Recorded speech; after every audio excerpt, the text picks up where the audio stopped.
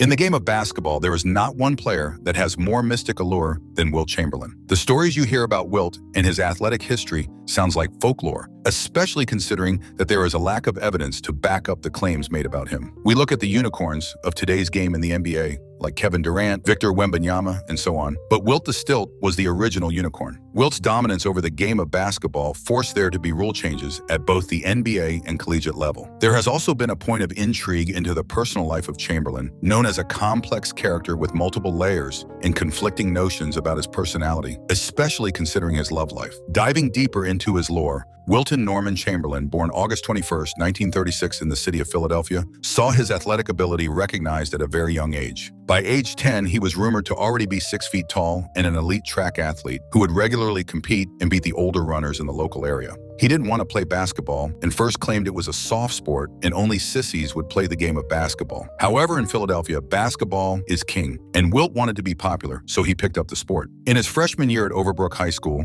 Wilt was listed at 6'11" and was known more for track abilities than his basketball abilities, posting unreal numbers of a 6 feet, 6-inch high jump, running the 440-yard dash in 49 seconds and 880 yards in 1 minute 53 seconds. He also participated in the shot put, throwing 53 feet 4 inches and long jump 22 feet. In addition to this, he was the star player of the Overbrook Hilltoppers basketball team, leading them to 2 city championships in 3 years, with a 56-3 record, whilst averaging 37.4 points per game, breaking the Philadelphia high school scoring record. This is when he gained his 3 lifelong nicknames of Wilt the Stilt, Goliath, and his personal favorite, the Big Dipper. Wilt was the #1 attraction for all college coaches as a dominant dual athlete and received over 200 college offers and went to desperate measures to try to lure Chamberlain to their campus. For example, UCLA offered Wilt a chance to be a movie star with connections to production companies in Hollywood, and the University of Pennsylvania offered to buy Wilt diamonds and give his high school coach a coaching position at the university. When making a decision on what college to go to,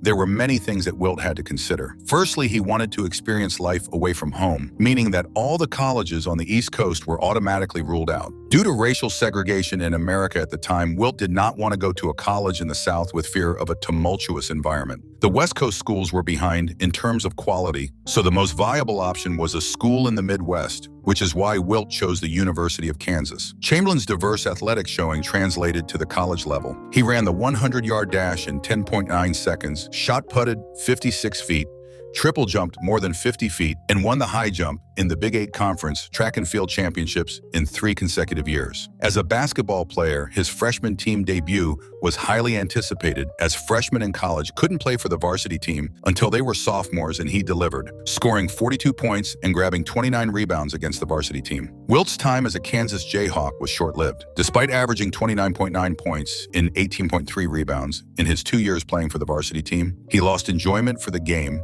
as he was constantly being double and triple teamed. Wanting to earn money but not yet eligible to play in the NBA, Wilt sold the story titled "Why I Am Leaving College" to Look magazine for $10,000 in a time when NBA players were only getting paid $9,000 a season. Although he couldn't yet play in the NBA, he took another route to the pro level. In 1958, Wilt signed a $50,000 contract to play for the Harlem Globetrotters, a comedy-style exhibition basketball team that toured the world. A year later, in 1959, Chamberlain was drafted into the NBA to the Philadelphia Warriors through a territory draft, which was when players were drafted to their hometown or their college town in order to engage the local fan base. Officially listed at 7'1" and 258 pounds, Wilt became the NBA's highest-paid player when he signed his $30,000 rookie contract. In his NBA debut, he recorded 42 points and 28 rebounds to start off his amazing season. The 4th game of the season saw the much-anticipated matchup between Bill Russell and the reigning NBA champions, the Boston Celtics, face off against Wilt and the Philadelphia Warriors. In the first of many matchups, Wilt outscored Bill with 30 points to Russell's 28 points. But Boston won the game, and the Chamberlain-Russell rivalry would grow to become one of the NBA's greatest of all time. Nevertheless, in his rookie season, Wilt averaged 37.6 points and 27 rebounds,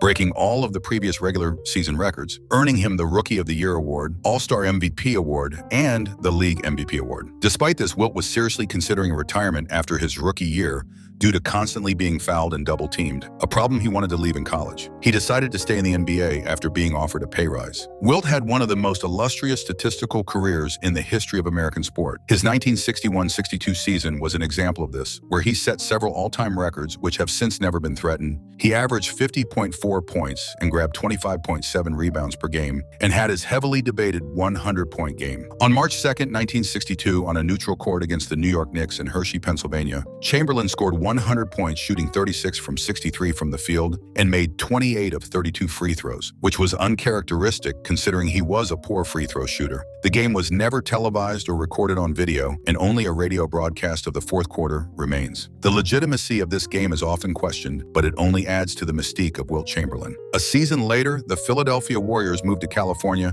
and became the San Francisco Warriors, and all of his records remained with the franchise that became the Golden State Warriors. And although only playing for the franchise for 6 years, he is the second leading scorer behind Steph Curry, whilst playing in an NBA with much fewer teams. In 1965, Wilt was traded to the Philadelphia 76ers, formerly known as the Syracuse Nationals. In the first season for the 76ers, Wilt led the team to the division finals, but lost to Bill Russell and Celtics in 7 games. This was the 5th time in 7 years Russell had stopped Wilt from getting a championship. And there was a running narrative in the media that Wilt was a losing player despite putting up great stats. The 1966-67 season was when it all changed. The 76ers hired a new coach in Alex Hannum, who was more assertive and demanded that Wilt played a more team-friendly style of basketball and focused more on defense than offense. As a result, Wilt averaged a career low in points of just 24.1 points per game, but the team went 68-13 that season and stormed into the playoffs. They faced the Celtics in the second round and beat them in 5 games, averaging a triple-double of 29.6 points, 32 rebounds, and 10 assists. In the finals, he faced and beat his former team, the San Francisco Warriors, in 7 games, claiming his first championship. In the summer of 1968, a trade which sent Wilt to the Los Angeles Lakers was complete, paying him an unprecedented $250,000 after taxes. In his first year as a Laker, he lost to the Celtics again in the first round, frustratingly, and it would take until his 4th year as a Laker to claim his second and last championship. A year later, in 1973, after the Lakers lost to the Knicks in the finals, he retired.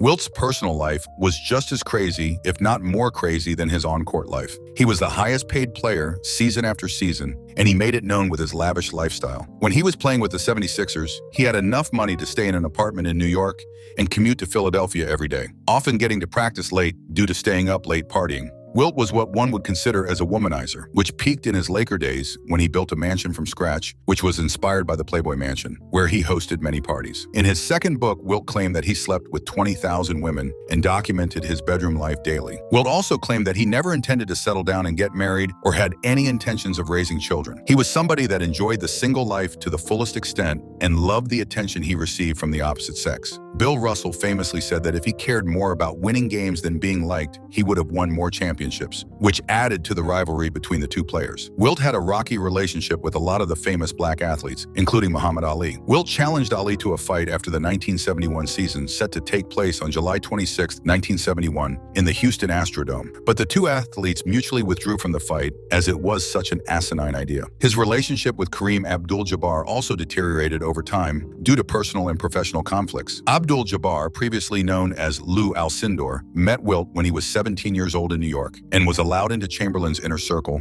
and quickly idolized the 10-year-older Chamberlain. The relationship went sour once Wilt retired and he turned his back on the Black Panther Party in order to support Republican politician Richard Nixon. Kareem accused Wilt of being a traitor to the black race and had a problem with his relationship with white women. When Kareem broke Wilt's NBA scoring record in 1984, Chamberlain criticized Abdul-Jabbar's game and called on him to retire. Wilt is one of the most unique players in NBA history, both on and off the court, and it will take a lot for a player to surpass his overall legacy.